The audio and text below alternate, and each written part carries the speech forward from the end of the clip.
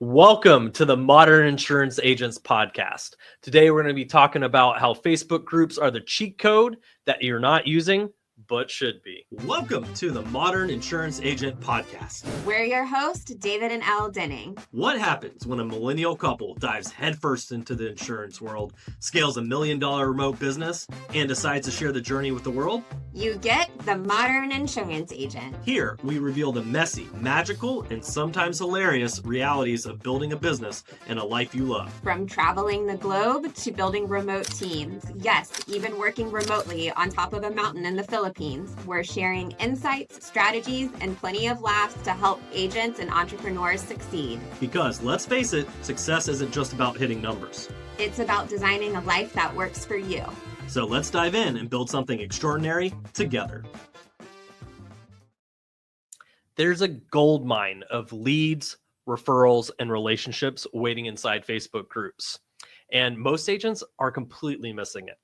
If you're relying on cold DMs for ads, this episode's going to change everything for you. But first, Elle, where can they go to get the free resources we got for them? Head on over to jumpstartgonow.com/podcast to get all of the show notes and resources that we mentioned here. We even have a full marketing guide to help you with your organic lead generation. Love it. So why Facebook groups in the first place? Why are we even talking about this? And Facebook groups are one of the few places where people gather around shared interests and trust is already built in. Yeah, and most agents actually treat Facebook groups like classified ads where they're posting business and trying to be super pushy and pitchy and promoting themselves instead of actually building real community. It's weird because you're definitely not going to walk in a room full of random people or every building you enter like, oh, it's a Wendy's. Hey, you want some life insurance? Or walk into, the Home Depot and be like, hey, let me help you with your health insurance. Like, sir, I'm just here to help you find the right screw. So with that, treating social media like a billboard, I think we've talked about time and time again, it's not the way to go. But Facebook groups are such a good place for building these relationships and really getting in front of a lot of people without having to drive around town trying to find them. So that's what we're going to dive in today is what makes them so powerful specifically. Yeah. So Facebook groups really allow you to build out that community and have that community feel. And it's kind of like the antithesis of what you just said of just walking up to people and being like, hey, do you want some life insurance? And it also really allows you to get super targeted into your niche market. We talk about niche marketing a lot. That is where our clients that we work with in the insurance space have the most success is by clearly defining their target audience, their niche that they want to work with. And what's so incredible about Facebook groups is that these niches, these pockets of people, these community, they're already hanging out and spending time online conveniently for you. And so many agents are not really tapping into the communities and really providing value to them. They are coming at it, like I said, as a classified ad, just like, hey, if you need some insurance, like posting their business card or some sort of pre-made graphic instead of actually interacting and contributing to them as a community. We also go ahead. I was also going to say we also love them because they're free. That is a bonus. Who likes free methods that you can bring in a lot of business, right?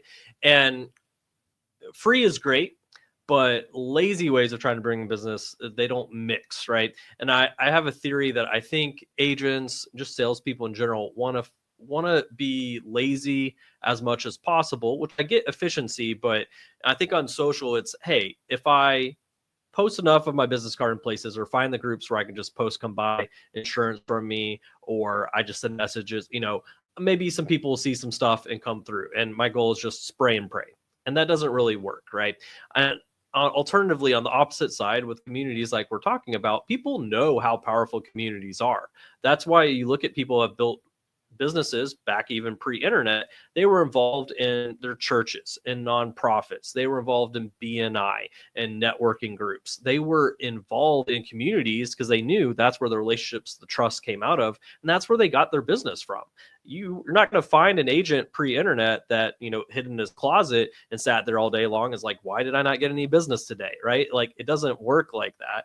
And so we know communities are powerful. We're just really, hey, how do I take advantage of communities in the 21st century where I could be a part of a lot of them all in different areas across the country? And I can really tap into things that have already existed for pulling out clients and referrals. And that's why we love these, is because this is where organic engagement's happening every single day, all day long within these groups. I don't have to, my BNI meets at 2 p.m., once a week here. I can be involved in communities throughout the week, and I don't even have to leave my house or get out of my pajamas, right? And so I like that the organic's happening even without ads, because I can hop into these conversations. I can build trust, and I can use it to both for the client side and for referral partner side as well.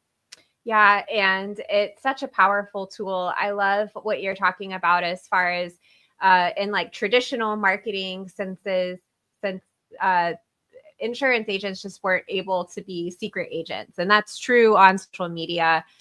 We see that all the time. Agents expect to get business, but there's literally nothing online or on social media about who they are, who they help, and they really are secret agents. But the thing about this idea with groups is that it is a very, what I would consider kind of natural way for agents that have traditionally done face-to-face business. It's a lot of the same skill sets. It's the same intent. It's the same sort of heart that you bring into connecting with people on a value first basis, which, value to people a lot of times is making connection. We live in a world where people are really hungry for connection. They are craving community, and more, especially since the pandemic, people are not like leaving their houses. They're working from home.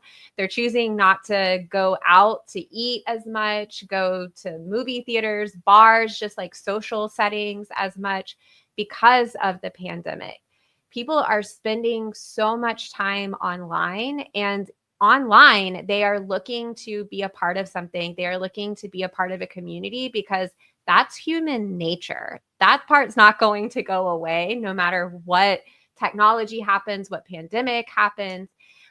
So you really want to think about how you can get involved with these communities online, meet people where they're already spending that time. Love it. Tap in, have the conversations. And it's not about blasting your pitch. It's about becoming a consistent voice of value in a trusted space. And this is a great place where we get to connect and get to have these conversations. In fact, I think an interesting thing is, in person and face to face, and like I was talking about earlier, it really rewards the extroverts, right? Like, I go out, I've got to go talk to strangers, I got to have conversations. Like, whoo, man, that's tough if you're an introvert. But in the social and on these groups, you don't have to be that extroverted to strike up a conversation. I'm not even looking at the other person on this. I'm just responding to a comment. They're responding back. We're already chatting. Oh, this is much less stressful, right? And so I think this really rewards even introverts on this side. They're able to hop in and really utilize this without being like, man, I don't want to drive somewhere and talk to a bunch of strangers. It's a little bit easier on social. So I think that's something that plays into it as well. So let's talk about the two main plays or sort of overarching strategies with Facebook groups. One is to join and take advantage of groups that already exist, which there's hundreds and hundreds of thousands of them. Everything from if you live in Ohio and have an orange cat to if you are really into pickleball, like tightrope walking. I don't know. There probably is something for that though. But with that said, or you can actually create your own, which is really, really powerful, and you can leverage it that way as well.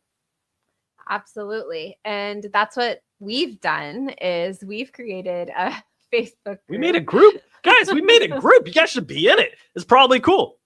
And it has been the biggest game changer for us in our marketing. Not only did we niche down, and we're big believers in niching, but we really took a community and value first approach to our marketing in creating our own Facebook group. which it really does establish you as an authority. And Facebook groups are fantastic ways to nurture your leads and your clients and your referral partners because they're seeing you regularly.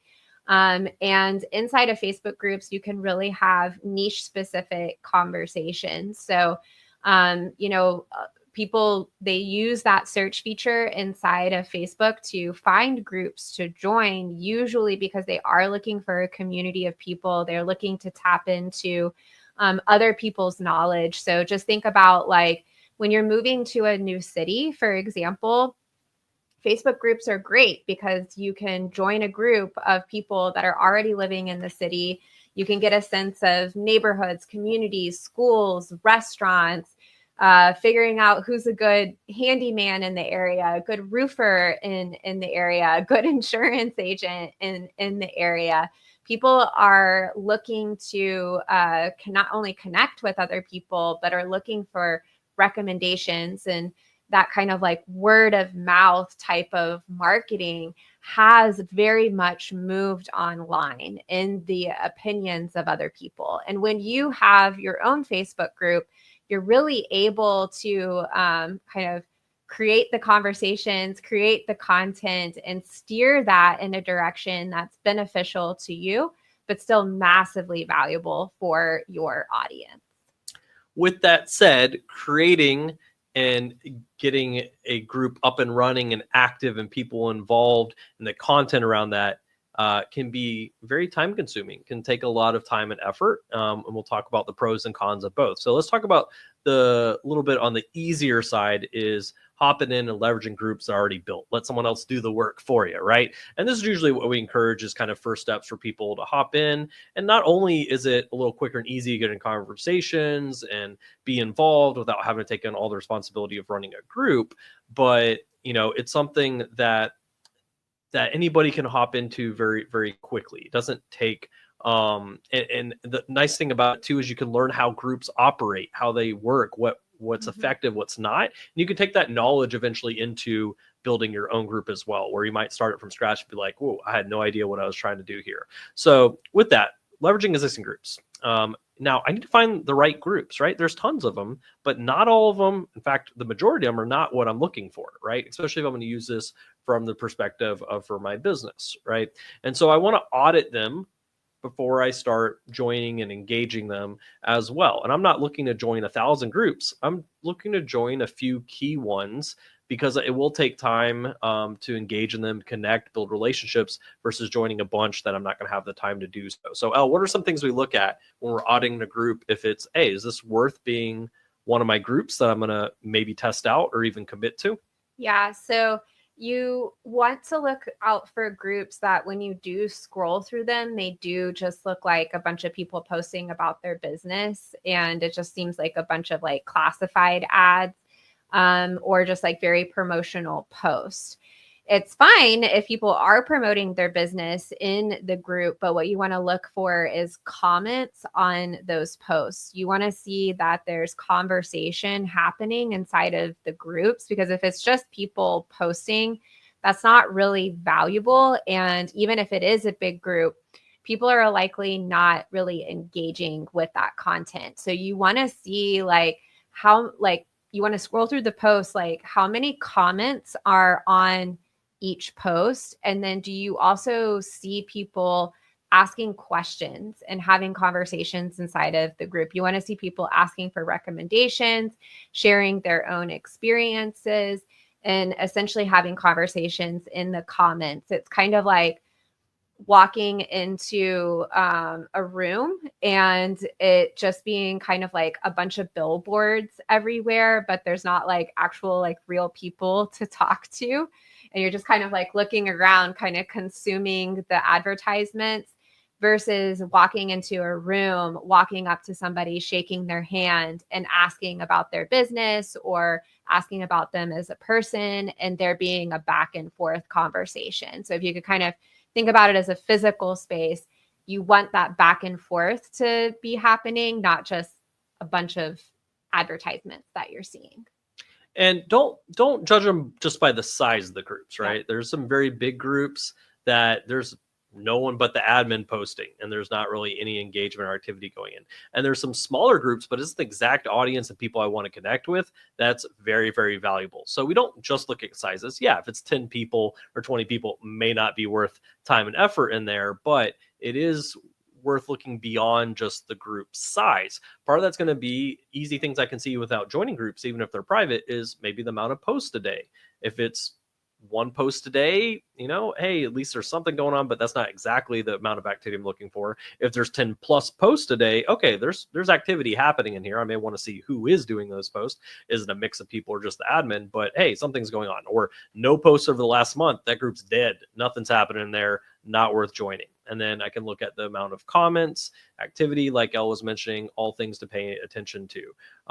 And so the quality is more important than like quantity, especially of just judging by the members of the group. So I want to find things that are specific to my target audience, my niche as well, and then the tone as well. Like, is this a group where the admin's like yelling at people, put them down, like it's not a really great atmosphere? Or is this a group where it's welcoming, inviting, you see people connecting very, very regularly? When you get into the group, essentially you want to do a scroll, and if in that scroll you're kind of thinking, oh, that's something I relate to, that's something I could comment to, oh, I could have something I could contribute there.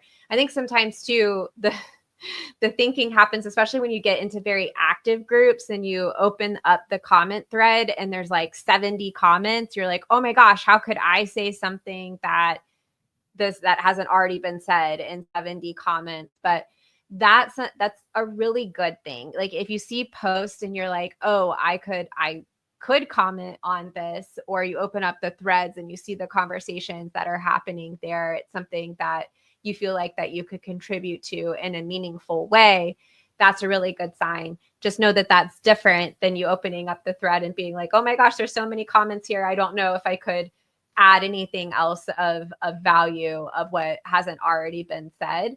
That is just usually an indicator that you're feeling maybe a little bit nervous about interacting and contributing your voice. What you're looking for is like that immediate kind of like, oh, I have something I could value here. Don't let the other side of your head tell you that you don't have something valuable to contribute, because that can definitely happen in this as you're getting into groups. And it's kind of like walking into a new networking group or anything that's like a new community, first day of school, if you will, and kind of like being the new kid on the block. Like those little jitters are just being new into the community, and that's totally normal. Absolutely. Absolutely. Just like when you're first going to a group or community the first time and talking or meeting people the first time, always a little bit of butterflies sometimes. Now, with that said, like some of you may be thinking, hey, if a group's not really active at all, not much going on, but there's a lot of people, cool, I'll come in there, I'll post, and everybody will see my stuff because no one else is active. And I want to first just talk to you a little bit on how Facebook like works. Facebook wants to show people things that will keep them on Facebook, keep them engaged. And so groups, when there's not as much activity in them and the activity is dying down and not a lot happening, Facebook will stop showing really stuff from that group, even to members that are in it. So if you think, oh, I'll come in, I'll be the one post and 10,000 people will see it. That's not really how it works. It means Facebook's probably mostly stopped showing anything from that group to the members. And unless they come engage in it or come to the group again, they're really not going to see much there. So I'm not looking for those types of opportunities. I want groups that are engaged and active, like Elle said, because that's where I actually have the chance to connect with people, have conversations, get into either kind of appointments or meetings set up for referral partners can all come out of that. So next thing is I want to look at the ideal types, right? Like, I don't want to join groups that there's really no purpose of how I could connect or how I could lead into conversations, doesn't have my target market in them, doesn't have potential referral partners in them. It's just, a group that's a fan of this anime maybe or something like that, which, it could play into a target market if it does play into your target market. But in general, I want to be specific about the ones I'm looking for, that I can go ahead and find ones that are highly valuable versus spraying and praying and trying to find the right group. So Elle, what are some things we can look at to help us find maybe the right groups to start looking at? Well, knowing who you want to connect with, it really starts there. If you don't really know who is an ideal fit for you as far as a client, would just take a step back and think about who that person is and what are their interests or hobbies, what type of life stage would they be in, what city would they be located in. And all of those things are going to give you really good clues as to where they're spending time online. So like homeowners, for example, there's likely homeowners in certain cities, HOAs. You could look at, if you're like busy moms, busy dads is your target market, then it could be moms in X city, dads in your city that you're looking for, or just bigger nationwide groups as well that you're getting into for like business owners. Maybe it's salon owners that's your target audience. And there's lots of groups out there for like for photographers, salon owners, any, gig-based workers that are in the gig economy that work, like Uber and Lyft. There's groups for all of these people, but you kind of need to know who's an ideal target market for you, who's an ideal client, so that you can go search out these groups. Love it. And the more you know about them, the more I can, really find things that maybe even tie into things I love, right? Like if I'm working with seniors that are, fitness focused, that love pickleball, because that's things I also enjoy. And that's even great because they'll qualify for products like life insurance a little bit easier because they might be healthier from the fitness. Sure. Then, yeah, I could end up joining pickleball groups, even specific ones focused around seniors and around pickleball. And I'm connecting right with my target audience right there of something we even enjoy talking about. That's easy to start conversations off the bat right there. And so when you really think through that, it's going to help make this so much easier and so much quicker and a lot more fun too, especially if it's things I enjoy as well. So start with about 6 to 10 quality groups tied to your niche or your target market or interest around that. And then what I'm going to do is I'm going to look to narrow that down to probably my top 3 to 5 that I'm actually going to spend some time in, be involved in, connect in, that I see as the biggest opportunities from those. So now on the flip side, it's very, very powerful. Takes a bit of work, but that's creating and running your own group, which I think, once again, joining these others and leverage them teaches you the things. Cool. Now I can go start my own and I realize exactly what I want my group to be focused around. So Elle, what goes into creating in your own group and leveraging that? Well, one of the things to realize with Facebook groups, it is not a build it and they will come situation, No. as is a lot of things in marketing. And as you are building towards really your first 200, we say is like your hardest to try to build the group to 200, but it's really up to that like first 1,000 or so members.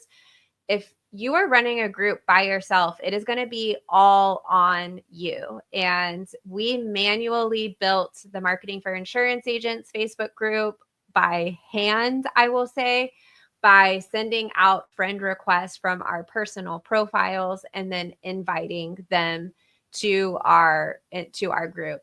I think since we launched our group in 2018, there are some more tools that you can use these days. Like you can go into other groups and find members to invite that way. Or from, maybe they're following your page or they're following you on your personal profile, that you can sort of mass send out those invites, which has made that piece a little bit easier. But there's still a lot of manual work involved with just even getting people into the group to begin with. And then creating content for the group. It's all going to be on you until you're building up to the 1,000 members. Once you start getting into the 1,000 members or so, then you've got enough members where they're contributing, they're asking questions, they're creating content, and they're contributing to the overall, keeping the engagement going in the group, and it's not all on you. So building a Facebook group is an incredible asset. We have clients that have done it, like New Home Buyers in Austin, Texas, for example, is a group that our client, Rick Johnson, started.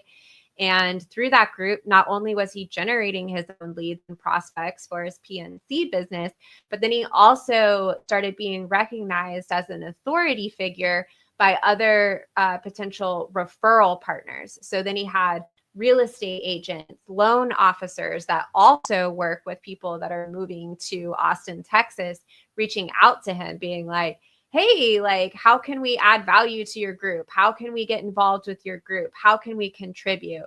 So a group is a fantastic asset. There's also ways that you can use it. We work with our clients on this if they are wanting to build a group, but we show them how they can collect email, phone numbers by asking questions through the membership questions. This is something that we built our group, I think, to like 10,000 or 12,000 before we even knew that this existed. So as we work with clients that are newer to building groups, this is one of the very first things that we let them know, because you can build your list, your email list, your text message list, which are also assets in addition to the group that you're building on social media. And now you can market to them through email and text message in addition to what they're seeing from you in content on social media and inside of the group as well. And from what you mentioned earlier, like having your own Facebook group is one of the ultimate solutions, be seen as an authority and positioning for your niche, your market. When you have a group, that's what you talk about. You run this group, you're in charge of it. As people join the group, they're looking to you as the authority. You're the one who started this group. You're the one running it. You're the one who has the power, right? And so it helps, especially as that group grows over time. People know about this group. Like that's just a great positioning thing.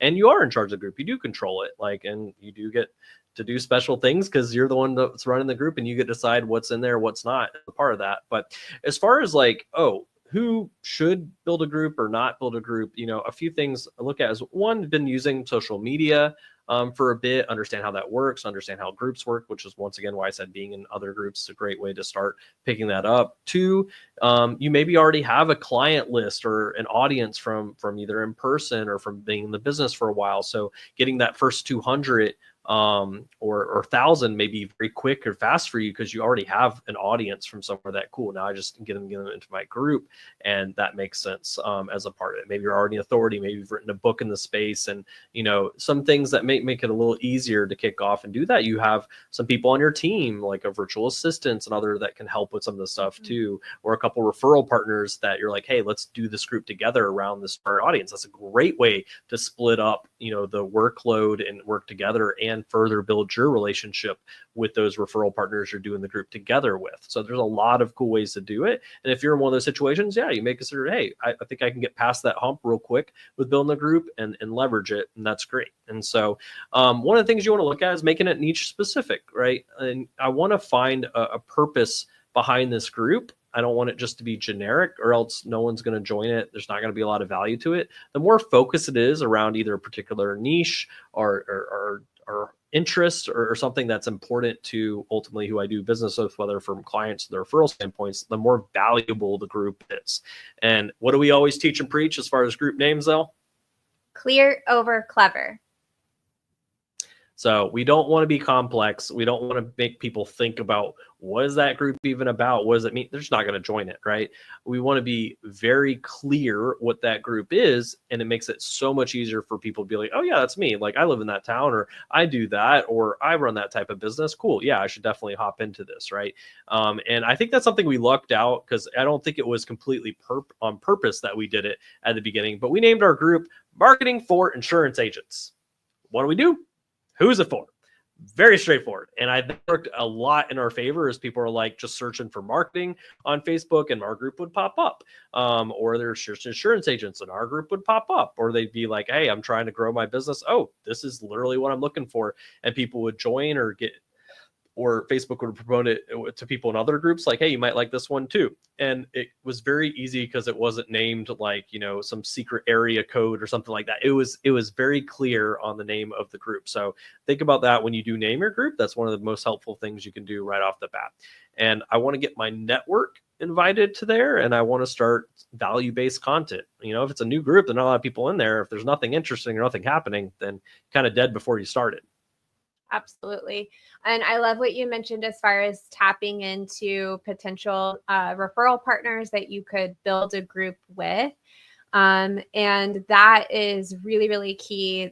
I just back to Rick Johnson. That's exactly what he did. You know, he worked with the real estate agent, loan officer as, you know, his referral partners, his network already to help kind of create that value, create content. So it's not like you're doing it all on your own. And then you're also adding value to those referral partners as well. It's really an attractive way to add value to all of your client bases and communities.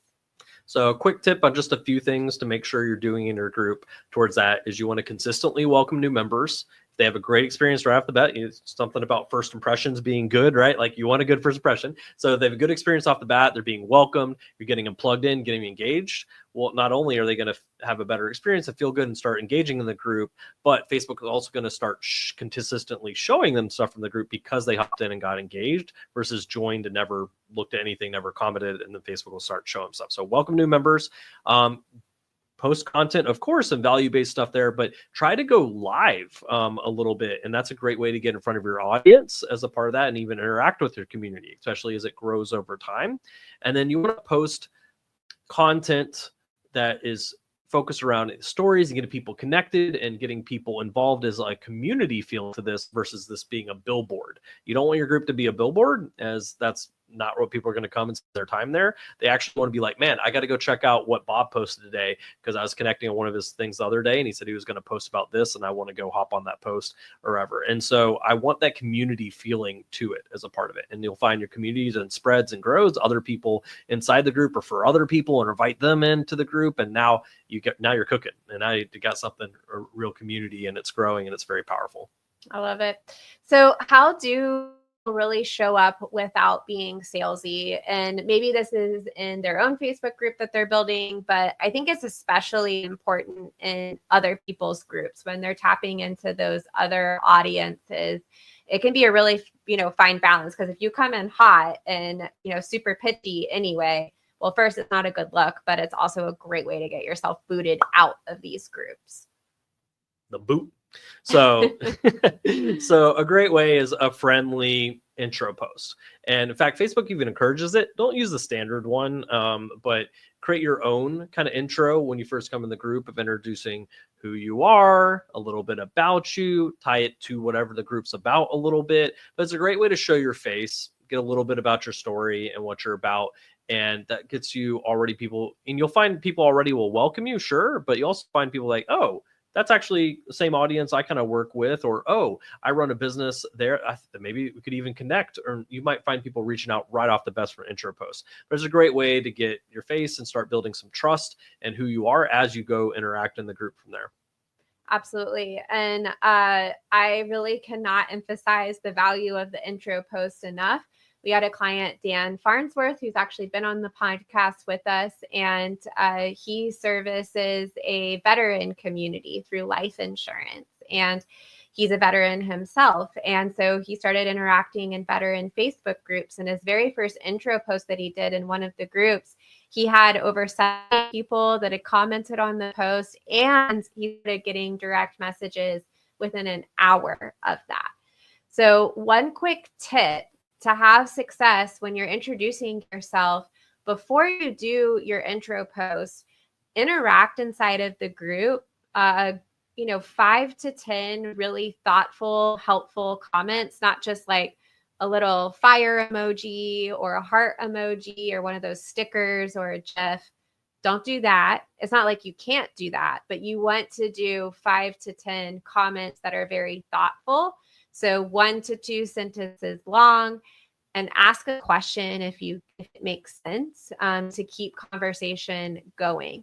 What you're doing when you're interacting in that way through the comments is it's putting a signal to the algorithm that you and that person that you're interacting with want to interact, want to see each other's content.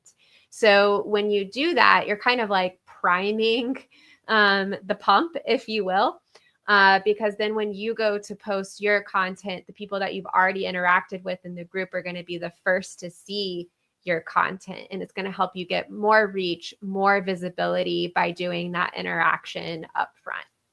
And keep in mind, as you engage in the group, you want to provide value without pitching. Answer questions, give free insights. If you're knowledgeable on something, talk a little bit about it and stuff. Not, oh, come give me a call. We can do an appointment and go through. No, we don't want to do that. Is one, it looks like we're not really there to give value or be involved in the community, can potentially just get you booted out of the group. But as I actually provide value and people are like, man, that person's helpful. Yeah, of course, I'm going to go ask them a question. Of course, I'm going to reach out to them. Of course, hey, it seems like you know what you're talking about. I got some referrals for you. I want to provide value. And this is where I truly get to build this community and these people that want to reach out, that want to potentially refer, that want to be clients. And this, once again, is just the same as in real life. You don't walk in a room saying, hey, so you want some insurance? Yeah, let's go grab an appointment. Hey, what's the situation here? Oh, what's going on? Oh yeah, here's a couple of quick tips that might be able to help with that. Oh, that was helpful. Yeah, you do want to talk to me more about this? Sure, cool. We can grab a time for that. Sure, much more natural, much easier, and much more just conversation because I helped and gave some value and built some trust versus asking them to marry me without ever dating first, right? A little odd. Elle and I definitely dated first, right? So with that. How can they use the group search in some fun and creative ways? Yeah, so the group search feature, when you're inside of the group, you can actually search out for keywords or phrases that people are probably already asking questions about. For example, I'm in a Facebook group called Caring for Elderly Parents. There's about 30,000 people inside of that Facebook group. If you search Medicare, life insurance, just the word insurance in general, there's pretty much a post every single day with people asking about these particular topics.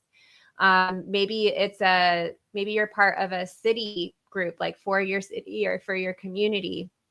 You could use the word moving, see if people are asking or searching for information. They're saying like, hey, I'm going to be moving. That's something that they probably would be saying in their post.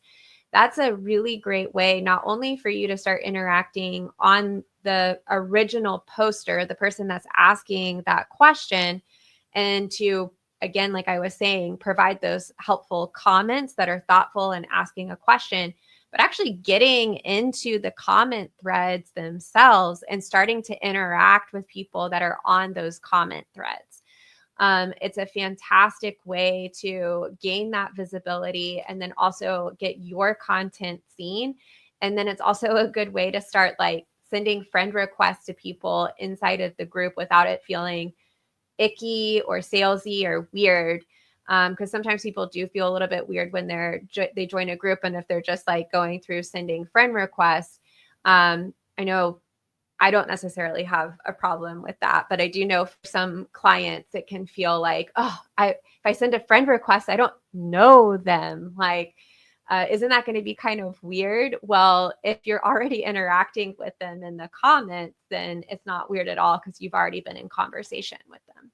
Guys, most people have 5, 10, 15, close friends, and then maybe, 100 if you count acquaintances and stuff there. You get 5,000 friends on Facebook, and that's not counting followers even. If you know 5,000 people personally that you interact and spend time with regularly, then I don't know who you are. You're some superstar, and this probably doesn't even apply to you as far as the technique. But in general, you absolutely are encouraged and supposed to be connecting with people that, sure, it makes sense to connect with, but I haven't known this person since I was 5. That's not my criteria for sending a connection request. If it helps you, don't think of, instead of friend request, renaming it connection request, like on LinkedIn, right? As I send a connection request there on Facebook, I'm looking to connect, I'm looking to chat, looking to see some of your content, you see some of my content. That's what a friend request is. It isn't like I literally know this person since we grew up together, right? So shift the mindset a little bit on that, and then it's less scary as far as that goes as a part of that. So what are some ways I can provide value in that group without just being, hey, come talk to me about insurance, right? And I love quick, easy ways to provide value that absolutely lead in conversations. And there's some cool strategies we teach called 2-steps and other stuff around this. But in general, like providing value, there's a lot of different ways I can do that, such as a local resource guide, and creating something for the top things to do with families in my area. The top parks in the area that we can go to, or top dog parks if my target audience has pets and dogs, for example, there. And there's lots of ways I can create local resources guides that people moving to the area, or even have been in the area and now they have families of like, oh, I don't know what to do with kids. Like we now have, newborns, and like, hey, these are really great resources that are helpful. And these are actually things you can do in collaboration with like real estate agents, because these things are also valuable for them as they deal with people moving into the area as well. I love that. And I love the community guide and taking that aspect as far as offering that helpful resource. The biggest thing here is to be seen as helpful and not hungry. And because that's such a turn off to people, especially on social, because everybody's a little bit got their guard up. So the more that you can come across as helpful, you're really building that rapport, and you have a genuine interest in people, that's really going to come through in your content and in your interactions in the groups.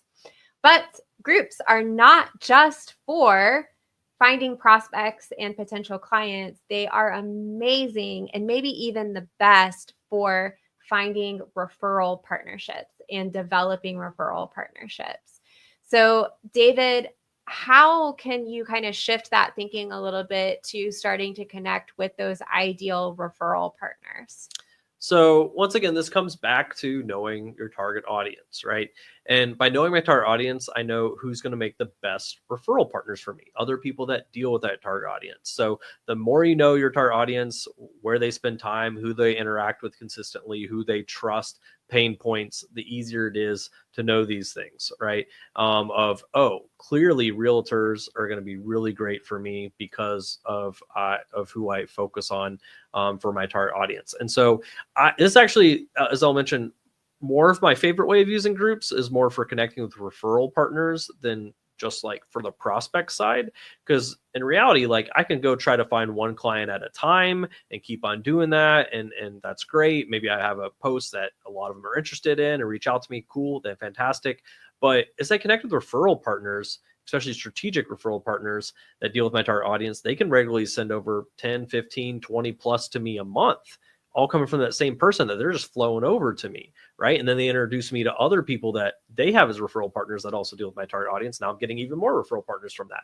So I just find that's even a higher leveraged activity is building referral relationships, as it's not one at a time. It's actually a flow and a nice relationship that can lead to many different opportunities from there. So I want you to shift your focus of like, okay, I'm not just looking for people who want insurance. I'm looking for people that can send me those people from their business consistently, which a lot of times these strategic referral partners run businesses or entrepreneurs themselves, whether it's a local brick and mortar or they run stuff. They have a lot of customers online that would be my clients, for example, right? The main thing is they deal with my target audience. So these could be real estate agents, it could be mortgage brokers, it could be CPAs, it could be fitness coaches, they could be people that run senior living facilities, silver sneakers. There's so many different examples, but by targeting the Facebook groups, I can find all of these people because they also want their business. They're also a part of these Facebook groups because they're also looking to grow, right? So it's even better when we can connect to be like, oh, we both want to grow, deal with the same target audience. Like, let's connect. They're usually like, yeah,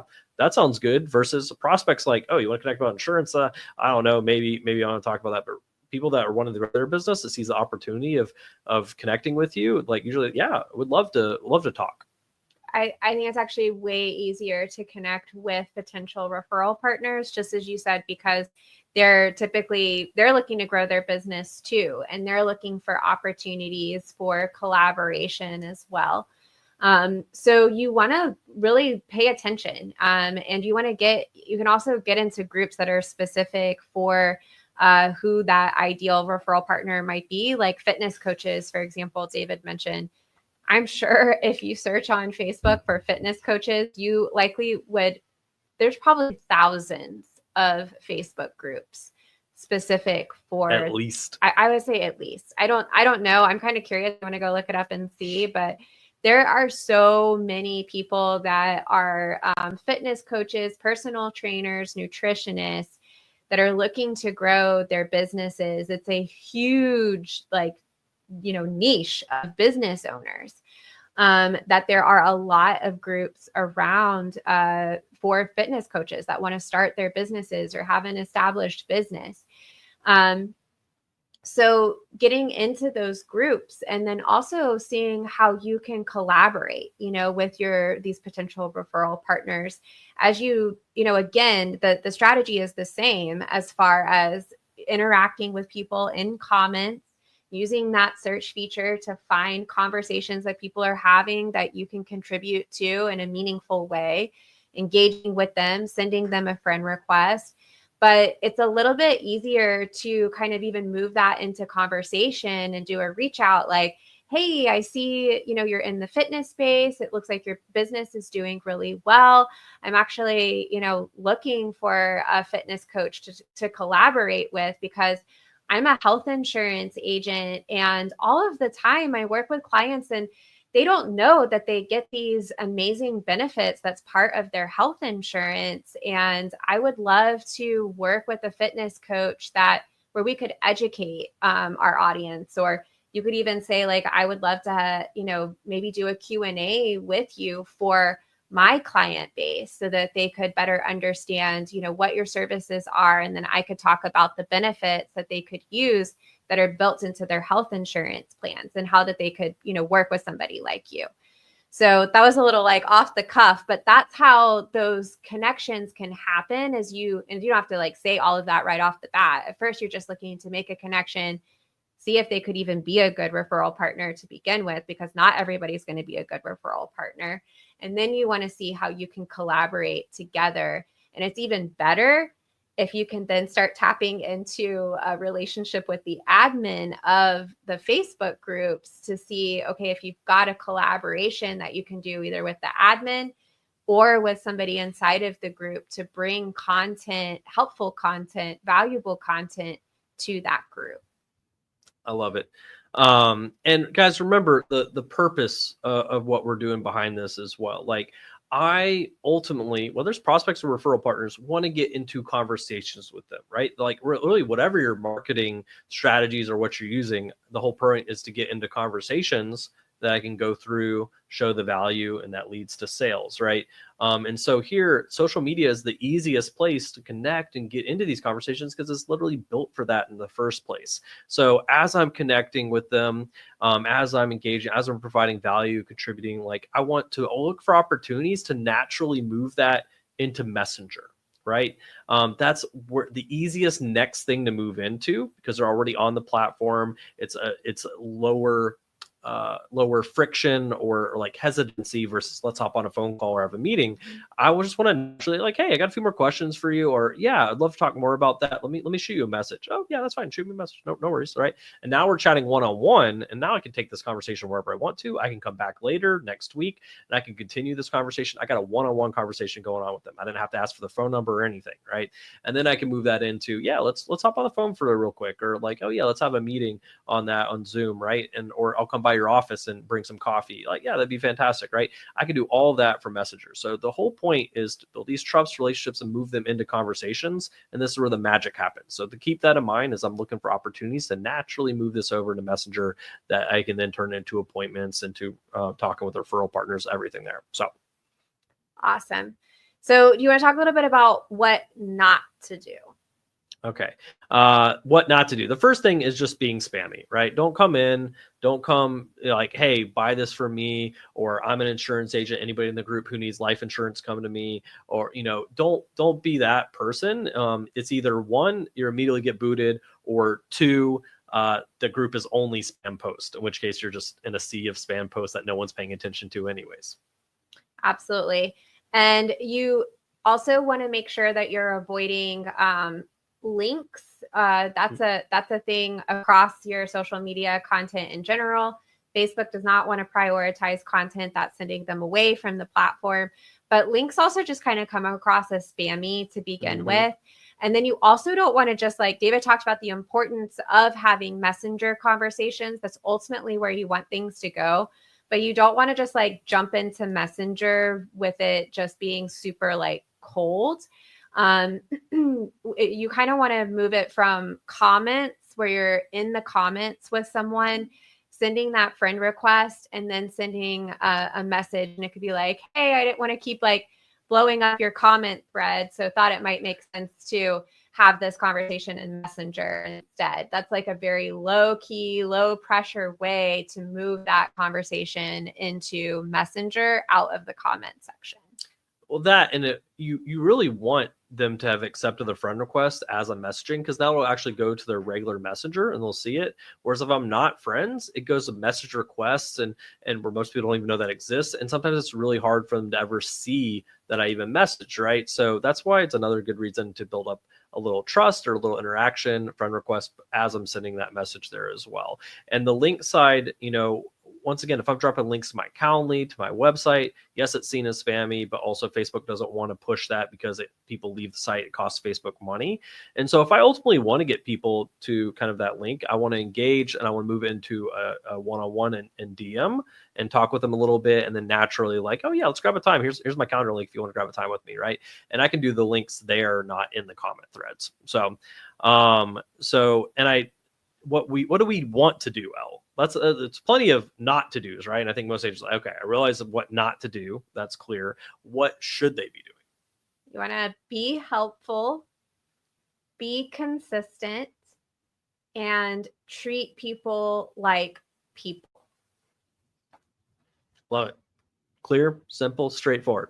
Connect with people, build these relationships, build these connections. Nice part is you don't have to go all over the world to do it. You can do it from at home in these Facebook groups, but it's the same thing. Treat it like you're walking a room full of people, and you'll find that it's way more effective and works way better for you as well. So I love it. And we've shared some successes of our clients already throughout this. I really can't emphasize the opportunity that you have to really become an authority inside of these groups, whether you decide to build your own group or you decide to really show up in a meaningful way in somebody else's group. We have a client that focuses on commercial trucking, Joe Camper, that he really built a relationship with the admin ultimately. He was super helpful, not pitching inside of the group. And he became the go-to insurance person with inside of this group, because the admin was like, I don't want any other insurance people in here. You are the insurance person, because he built that relationship with them. So we talk about referral partnerships and how you can meet referral partners inside of these groups, which is amazing. But you can also think about these admins as really becoming a center of influence for you, because they're the ones that have that authority with the audience. And you can really tap into that, again, by showing up as helpful, by contributing, reaching out to the admins in a way that is not spammy, not pushy, and looking to add value to the group. I love it. I mean, if you're leveraging another group, that's one of the top things you can do is make a connection and build a relationship with the admin. You potentially get special treatment, which is very true. Plus, that can lead to so many opportunities to now, hey, let's hop on a live in front of the group and have you talk with me. Now I'm in front of the whole group. I'm getting the trust the admin already has passed over to me because I'm on a live with him. It can lead to a lot of amazing things, or just connecting with other people in the group. You don't realize, oh, just regular people are in there that may run an entire company and have thousands of employees. Now I just got connected directly with this person that can lead to a lot of cool opportunities too.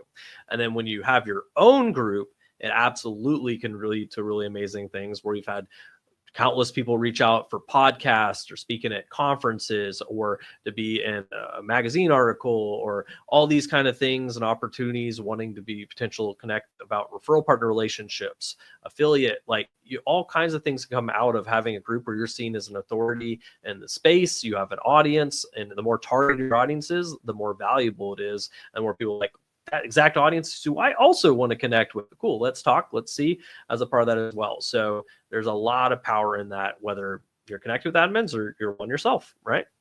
I love it. So as we wrap up here, David, what are some action steps people can take to actually implement what we talked about and what they've learned here today? Join 3 groups this week tied to your audience, to your target niche. Go ahead and join them, participate, check them out. Like we said, do the audit, hop in there. They may not be your final 3 groups that you end up keeping, but go ahead. The only way to learn and to start looking at these things is by joining some groups, interacting some, and seeing if that's going to be a group that you're going to stick to. I love it. So join 3 groups, interacting, make sure you do that intro post, and then really interact in the comments in that meaningful way. And then after you've been involved with the community for a little bit, reach out to the admin. Make sure you know who the admins of the groups are. Send the friend request and send that reach out to see, just how you can support them. What are they looking for in the group? What are their goals of the group? And see if you can develop that relationship further. Just like with the referral partners, as you reach out to them, make it about them. Like Elle said, how can I support? How can I add value? Here's a few things I know about. How can I contribute? Or what do you need help with? I actually need someone to help moderate and kind of remove any spam that happens again here. Oh yeah, I can help be now I'm a moderator of a group because I just offered to help, right? So just reach out, make it about them, and you'll be surprised at the opportunities that come out of that. So as we wrap up, Elle, one more time, where can people go for the free resources and what we've put together for them? Absolutely. So head on over to jumpstartgonow.com/podcast to get all of the show notes as well as our marketing guide to help you kickstart your organic lead generation. Thanks again for joining us on the Modern Insurance Agents podcast. Stay tuned for next time.